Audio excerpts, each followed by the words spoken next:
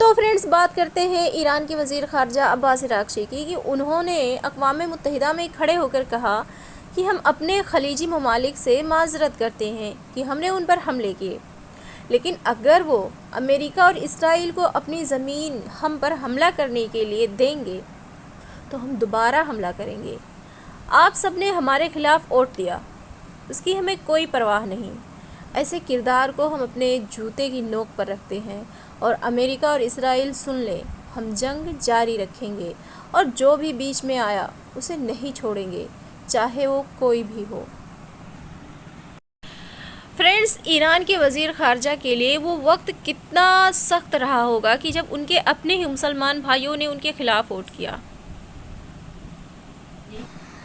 ان بے غیرتوں کو نہ اپنے بہن بیٹوں کی عزت کی کوئی پرواہ تھی، نہ ہی اپنے شہیدوں کے خون کی کوئی پرواہ تھی، اور یہ اغیار کے صفوں میں جا کر کھڑے ہو گئے۔